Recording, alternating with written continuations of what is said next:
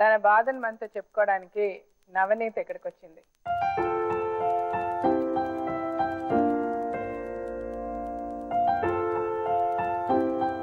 చెప్పండి నవనీత, మీ వయసు ఎంత? 19. పెళ్ళి ఎన్ని రోజులు అయింది మీకు? 6 నెలలు అవుతుంది. 6 నెలలు. మీ ఆయనతో కలిసే ఉన్నారా?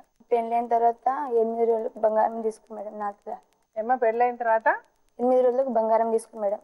మీ బంగారం ఎంత? బంగారం 4 తులాలు. బంగారం తీసుకున్న తర్వాత రాత్రి ఏమో నిమ్మకాయలు, యాపాకులు, పసుపు, కుంకుమ, ఓడివియం తినొట్టింది మేడం. 12 గంటల రాత్రికి తినబావ నేను అంటే మా బావ కొట్టింది మేడం.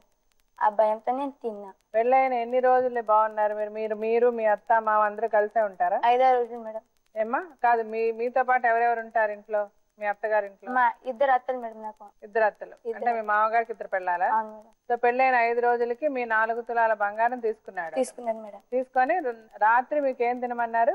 నిమ్మకాయలు, యాపాకులు, పసుపు, కుంకుమ, ఓడిబియ్యం. ఈ పచ్చి వేపాకులలాగా అది తిననని నేను అన్న మేడం. ఎందుకు తినమన్నారు? అది ఏమో నాకు తెలియదని మేడం. అది అంటే మీకేం గొడవ ఏమి లేదు? బాగానే ఉన్నారు, మామూలుగానే తీసుకొచ్చి తినమన్నారు. తినమని చెప్పారు మేడం. మీ బంగారం ఎందుకు తీసుకున్నారు?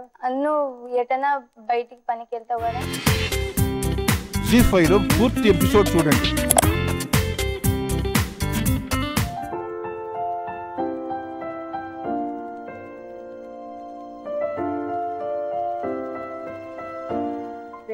అవును మేడం. మీ అన్నగారా? అవును. మీ పేరండి? రాజు. అమ్మనా? అవును అమ్మ మేడం. మ్యారేజ్ అయ్యి 6 months అవుతుంది. మ్యారేజ్ అయిన కొత్తలో ఒక 5 days మంచిగా ఉంది మేడం. ఆ తర్వాత అంటే మా బామ్మడి వచ్చిండు, అంటే చూసిపోతామని వచ్చిండు మా ఇంటికి. వచ్చి నైట్ ఉన్నాడు, హ్యాపీనప్పుడు వచ్చేసి ఇక నేను యాక్చువల్లీ వాటర్ ప్లాంట్లో డ్యూటీ పోతాను మేడం రోజు. Water plant. అవును. అయితే నేను మా బామ్మడి చెప్పేసి వెళ్ళిపోయినా డ్యూటీకి. అయితే సరే బావ నువ్వు వెళ్ళు, నేను సాయంత్రం వచ్చేదాకా ఉంటా, తర్వాత వెళ్తాను చెప్పేసరికి నేను వెళ్ళిపోతే నేను మళ్ళీ వచ్చేసరికి భార్యను తొలుకొని వెళ్ళిపోయిండు. మా బాబా తొలుకొని వెళ్ళిపోయిండు. నా ఫోన్ చేయలేదు, వాళ్ళ అన్నయ్య పెద్ద అన్నయ్య. నా ఫోన్ చేయలేదు, నాకు చెప్పలేదు. నైట్ వచ్చి మళ్ళీ ఫోన్ చేస్తే మా అత్త చెప్పింది ఫోన్. అత్త అట్లా ఎందుకంటే ఆరోగ్యం బాగలేదు బిడ్డ అంటే, లేకపోతే మేము చూపిస్తుంది కదా హాస్పిటల్లో నేను అన్నా. అయితే తెలియక వచ్చింది బిడ్డ అంటే సరే అని చెప్పి మళ్ళీ పొద్దుగా పోయి తొలకదు అనుకున్నా. అంతలోనే నాకు తెలియకుండా మా డాడీ పోయి తొలుకొని వచ్చిండు మా భార్యకు. నేను అడిగిన ఇట్లా నాకు చెప్పండి ఎందుకు పోయి, నువ్వు చెప్తే నేను వస్తుంటే కదా, నేను పంపిస్తుండే కదా అని చెప్పిన. సపోర్ట్ చేయటం లేదు. ఇక 2 రోజులు అయినాక మళ్ళీ ఆమెకు దిష్టి లాంటివి తగిలిందంట. అది వాళ్ళు చెప్పారు కూడా, తొక్కోవడం తగిలింది తెలియదు. కొంచెం ఆగమాగం చేసింది ఫస్ట్ స్టార్టింగ్లో. చేసేకల్లా మళ్ళీ నేను ఈడ ఉండబోదు ఎత్తలేదు, వెళ్ళిపోతానని ఇక సామాన్ సర్దుకొని సరికి ఇక నైటే ఫోన్ చేసినాం వాళ్ళ మేనమామకు. ఫోన్ చేస్తే వాళ్ళ మామ, వాళ్ళ అత్త, మా బామ్మడి వాళ్ళు 5 వచ్చారు. వచ్చేసరికి అడిగిరు, అయితే ఆమె సపోర్ట్ చేయటం లేదు. ఎందుకు వెళ్తున్నావు, ఇష్టం వాళ్ళు చెప్పొచ్చు కదా, ముందే పెండ్లు చేసుకొని చెప్పొచ్చు కదా, వాళ్ళు అడిగిరు. ఏం చెప్పట్లేదు. సరికి మళ్ళీ ఈ 3 తులాలు బంగారం, కమ్మలు చెనపట్టి తీసేసుకొని పర్సులు పెట్టుకొని ఇక్కడ పెట్టుకుంది. వాళ్ళు అడిగిరు, మేము అడగలేం. వాళ్ళ మామ అడిగితే బీరులో పెట్టిందని చెప్పింది. చూపిమంటే ఆమె టెన్షన్ అయింది. అప్పటికే ఆమె దగ్గర ఉంది కదా, చూపించలేకపోయింది. తీసిచ్చి వాళ్ళ మామకి ఇస్తే వాళ్ళ మామ మా అన్నకి ఇచ్చిండు. అంటే ఈమె మంచిగా అయ్యేదాకా నీ దగ్గరనే పెట్టుకో బంగారం, మంచిగా అయినాక ఇద్దుమని పెట్టుకుండు. వాళ్ళు చెప్పారు ఇట్లా ఆమె తొక్కుడు లాంటి ఖచ్చితంగా ఉన్నది, అందుకే అట్లా చేస్తుంది. చూపిద్దామని వాళ్ళు చెప్పారు. అంటే వాళ్ళ మామ, వాళ్ళ మేనమామ వచ్చిండు, వాళ్ళ మేనత్త వచ్చింది, నేను మా అన్నయ్య పోయి చూపించినాం. అంటే ఆమె 100% చెప్పింది దిష్టి లాంటివి ఉన్నది, ఒక వారం రోజుల్లో తగ్గిపోతుంది అని చెప్పింది ఆమె, ఒక గురువు లాంటిది. అంటే ఒక 15 రోజులు మంచిగా ఉంది మేడం. ఇక్కడ మంచిగా ఉన్నప్పుడు నిర్గం పండుగ వస్తుంది దగ్గరగా, అంటే 3 days ఉందన్నమాట. అయితే ఏం చెప్పిందంటే ఇట్లా పండుగ వెళ్దామని చెప్పింది. సరే వెళ్దామని చెప్పింది. నేను కూడా ఫోన్ కలుపు మా అమ్మతో మాట్లాడని చెప్పేసి ఫోన్ కలిపి ఇచ్చిన వెళ్ళిపోయాను. ఇక మేడం ఇది అమ్మా ఒక్క క్వశ్చన్, ఇది ఈ కంప్లైంట్ ఎవరు రాస్తారమ్మా? వాళ్ళ మామ. ఇందులో మేడం నన్ను చంపుటకు ప్రయత్నించారు, నా బంగారం ఇచ్చేయండి అని నువ్వు ఒక పోలీస్ స్టేషన్కి వెళ్ళి, అంటే నీకు తెలుసా ఇందులో ఏం రాస్తారు అని? అంటే నిన్ను చంపడానికి ప్రయత్నం చేశాడు అన్నప్పుడు మరి ఇందాక మరి మేడం గారి దగ్గరకు వచ్చినప్పుడు, వాళ్ళ దగ్గరకు వచ్చినప్పుడు మరి నాకు బంగారం ఇస్తే నా భర్త కావాలి, వాళ్ళు కావాలి అని నేను ఎందుకు చెప్పావు? అంటే వీళ్ళు ఏం చేస్తుంటారంటే ఎంత బాగా ఫిక్స్ చేయాలి వాళ్ళని అని. అంటే నేను ఈ మాట ఎందుకు అడుగుతున్నానంటే అమ్మా, ఎప్పుడైతే నువ్వు ఈ వర్డ్స్ రాసావో, కంప్లైంట్లో నువ్వు ఏదైతే రాసావో అందుకే నీకు తెలుసా ఎవరు రాశారు ఈ కంప్లైంట్ అని అన్న. చంపుటకు ప్రయత్నించారు అంటే డెఫినెట్గా ఎంత సీరియస్ సెక్షన్స్ అట్రాక్ట్ అయితే అంటే ఎంత బలమైన సెక్షన్లు వాళ్ళ మీద పెడతారో నీకు తెలుసా? నువ్వేమో ఇక్కడికి వచ్చి బంగారం బంగారం బంగారం మాట్లాడుతున్నావు. ఇక్కడ పెట్టిన నీ వర్డ్స్ చూస్తే భయంకరంగా ఉన్నాయి. నా భర్త నన్ను చంపుటకు ప్రయత్నించాడు, నాకు ప్రాణ భయం ఉన్నది, ప్రాణరక్షణ కావాలి, ఇవన్నీ రాశారు. ఇక్కడ కూర్చుని బంగారం కావాలని మాట్లాడుతున్నాం.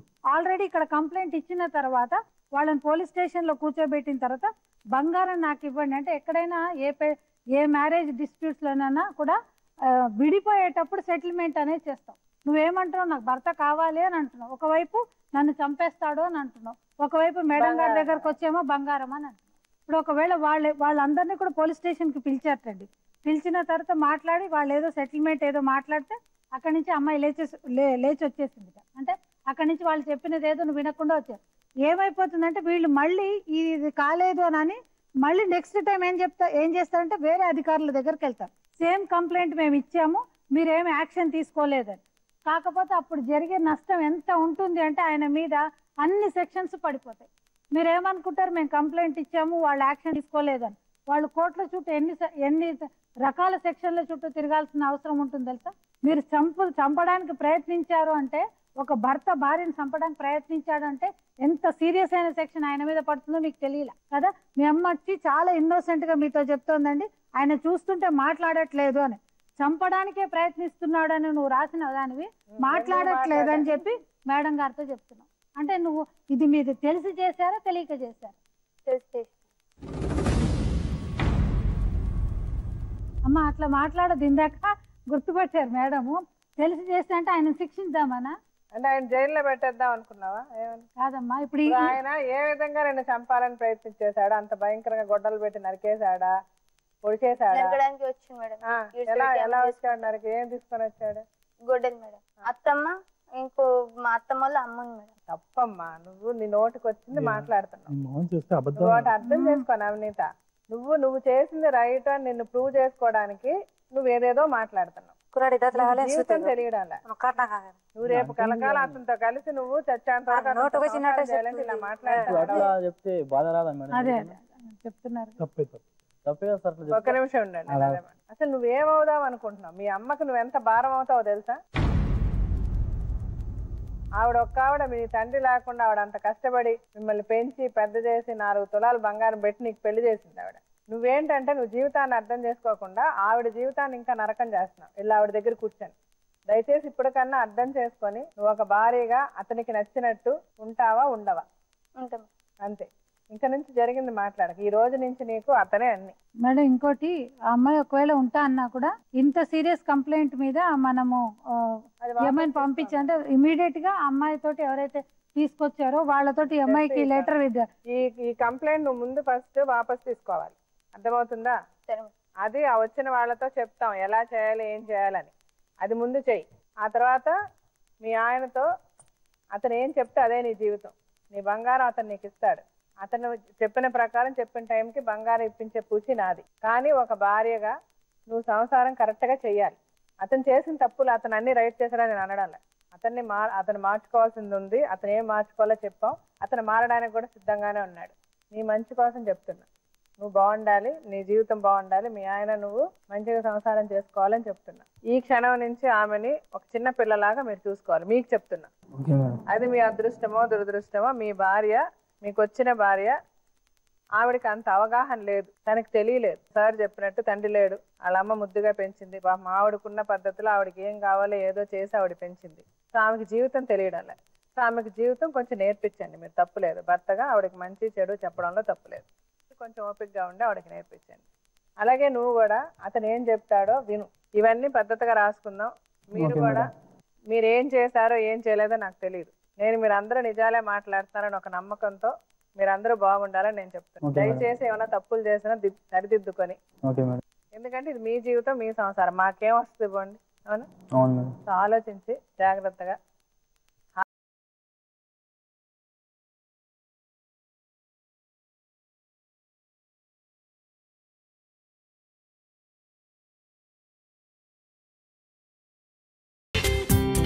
జీ5లో పూర్తి ఎపిసోడ్ చూడండి.